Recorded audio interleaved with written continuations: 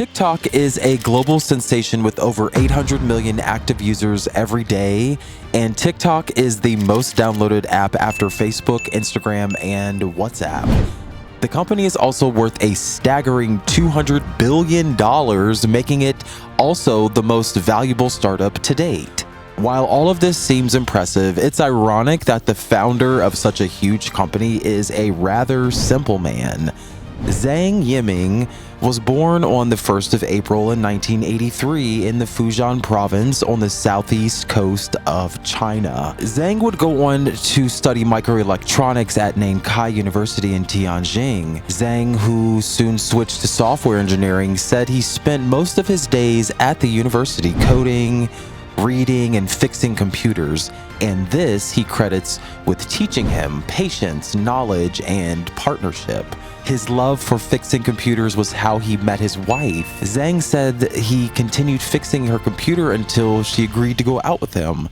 Zhang then graduated from the university in 2005. By early 2006, Zhang got a job at the travel company Kuzun, where he worked as the company's engineer. While there, Zhang did more than engineering. He also got involved in the project management and in sales. His sense of taking responsibility didn't go unnoticed, and by the second year, Zhang was promoted to technical director at Kuzun. In 2008, Zhang left the company in search of other challenges, and he wound up at Microsoft. But Zhang wasn't dissatisfied with Microsoft. Claiming that his creativity was being stifled, he then left to join a startup called Fanfu. Unfortunately, Fanfu failed some years later, and Zhang was disappointed, but not for long. In 2009, a company named EXPEDIA was about to purchase Kuzun, and Zhang returned to take over Kuzun's real estate search business, and he used the opportunity to start his first company called 99fang.com. 99fang did well for several years and had become well established. But there's something about Zhang. He had a desire to pursue new challenges, which led him to resign his position as CEO in search of bigger, more audacious challenges. Looking at Zhang, you would immediately take him for a simple man who probably had simple ambitions. However, Zhang's simple outward appearance betrayed his huge ambitions. Perhaps what routinely throws people off when they think of the kind of man Zhang is the manner with which he goes about his work and business. Zhang lives a very private and seemingly uninteresting life. In fact, one investor who was very familiar with Zhang described him as kind of nerdy and unintimidating. But when it comes to getting things done, he is strategic and ruthless. Zhang started his parent company, ByteDance, in a 4-bedroom apartment in Beijing. The building would serve as both office and home of the company's executives. Despite the lowliness of ByteDance's beginnings, Zhang holds a different view. The condition was quite decent for a startup, and the neighborhood was nice, Zhang would say. Despite starting small, Zhang and his team would discuss the big dreams they had with the conviction of someone destined for greatness. Looking back, Zhang would say, "The biggest room was like 10 square meters. Our ideas were very big. We could talk about globalization in a small apartment." By 2012, Zhang saw an opportunity. Zhang worried that smartphone users had a tough time searching for relevant information online. He believed that China's main search engine, Baidu, deliberately mixed in undisclosed advertisements with search results. Zhang wanted to change the way people found information online. He wanted to give users content that was relevant to them, using artificial intelligence to make the recommendations. Like most great men, Zhang's vision was not shared by others, and so funding was very hard to come by. Zhang persevered and was able to secure an investment from Susquehanna International Group. By August 2012, ByteDance launched its news app called Toutiao. The app was a huge success, and only 2 years later, the app had more than 13 million users on the platform daily. But that was just the start. The company soon secured a $100 million investment in a funding round led by Sequoia Capital, one of the companies that rejected Zhang at the start. Unlike other Chinese tech executives, Zhang was obsessed with how to expand the company globally, instead of focusing solely on growing within China. By September 2016, ByteDance launched its video sharing app called Douyin in China. The app became an instant success, especially among millennials. Interestingly, Douyin was developed in 200 days, and yet within 12 months, the app had reached 100 million users in China alone.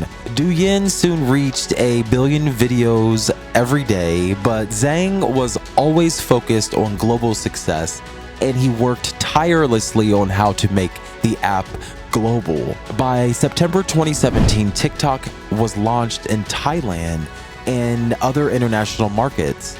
A few months later, TikTok was among the highest free app downloads on app stores in many countries. For TikTok, however, this was only just the beginning. Interestingly, TikTok isn't available in China. Despite being exactly similar, Douyin is exclusive to China, while TikTok is for the rest of the world. 1 year after, ByteDance purchased Musical.ly for close to $1 billion. Musical.ly was a social media platform where users could create and share short videos, usually comedy and lip-sync videos. The platform was very popular among the younger demographic. The move was intended to take advantage of the young user base that Musical.ly enjoyed. And on August 2nd, 2018, TikTok officially merged with Musical.ly to create a larger video sharing community. Musical.ly had all of its data and existing accounts integrated into TikTok.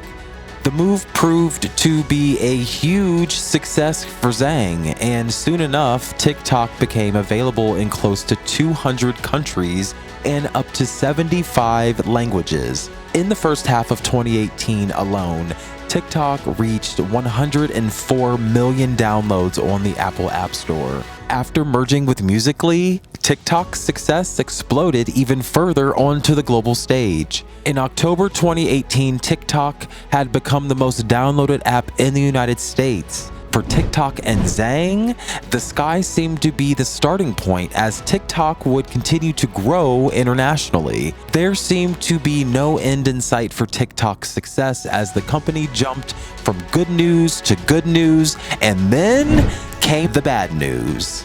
For Zhang, the troubles were yet to come. With his eyes firmly set on global success, TikTok continued to grow rapidly. By 2019, TikTok had reached 1 billion downloads globally, that is excluding all Android installs from China. It went on to become the 7th most downloaded app of the decade.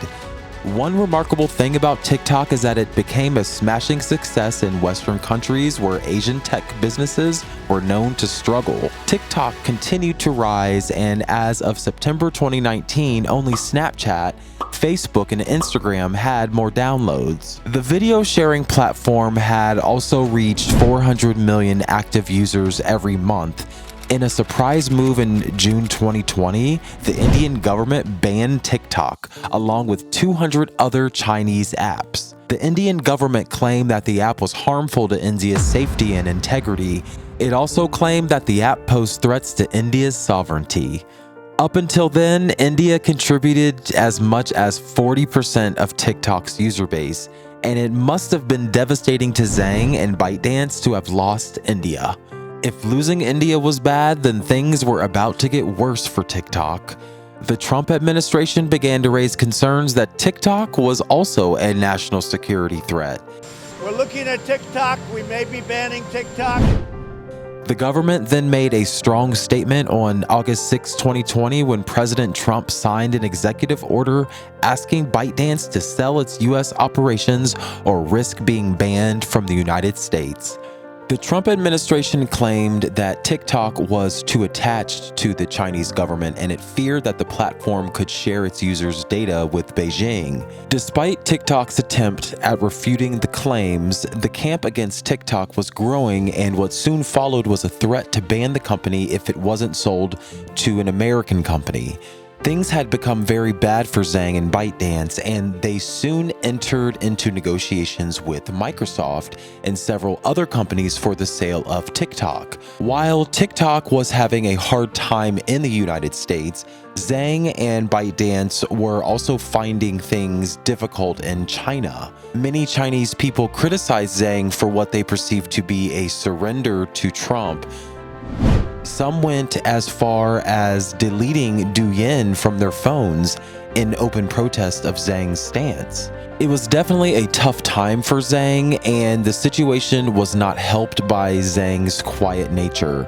Even though ByteDance said it would go to court if it was treated harshly, that didn't seem to satisfy many Chinese people back home who felt that Zhang ought to have put up a better fight. As the Trump administration pressed on with its threat to ban TikTok if it didn't sell its US operations, there was significant worry among many that TikTok was nearing the end of its stay in the United States. In August 2020, President Trump signed another executive order that gave ByteDance 90 days to sell its US business or leave the US. This time, Zhang fought back, and on September 23rd, 2020, TikTok filed a lawsuit against the Trump administration, asking the court to give a preliminary injunction stopping the Trump administration from banning the app. In what was a welcome relief for many of its users, U.S. Judge Carl J. Nichols passed a ruling that blocked the Trump administration from banning TikTok downloads in the United States. On October 30th, 2020, a Pennsylvania judge, Wendy Bettlestone, also passed a ruling that stopped the Commerce Department from placing any further restrictions on TikTok. By June 2021, the crisis seems to have passed when the new president, Joe Biden, revoked the earlier executive order signed by Trump. Zhang always seemed to be a very simple man, and from his extremely private life to his media silence, when TikTok was facing its most troubling times, there always seemed to be a sense of simplicity and calm within Zhang's character. However, most people were shocked to find out that Zhang had already concluded his plans to step down as the company's CEO. As a testament to his humility, Zhang had told his employees in May 2021 that, quote, "The truth is, I lack some of the skills that make an ideal manager. I am more interested in analyzing organizational and market principles and leveraging these theories to further reduce management work, rather than actually managing people." In his final speech as CEO, Zhang's message to the company was a rather surprising one. Almost like a Zen master, he asked the company to keep an ordinary mind. He further told them that if you care about your own expectations or those of others, you will be more or less bound in your thinking or decision making. For an executive whose leadership style was characterized by equality and openness, Zhang was speaking from the heart when he gave that anniversary speech. In fact, Zhang's commitment to keeping an ordinary mind was proven further when he was asked, "How do you deal with anxiety? Your company went up 100% last year, but will it still go up by 100% next year?" Unlike most company executives, Zhang replied, "Why must our company grow by 100% next year?" Zhang continued, "I hope that the company can slow down its mentality to some extent to avoid the burden of short-term business metrics on the one hand, and have an open mind to imagine the future and set longer-term goals without fixed expectations on the other." Zhang is not your regular CEO, and he leads a very private life, and very little is known about his personal life or his family. However, ByteDance and TikTok give us an insight into Zhang's character.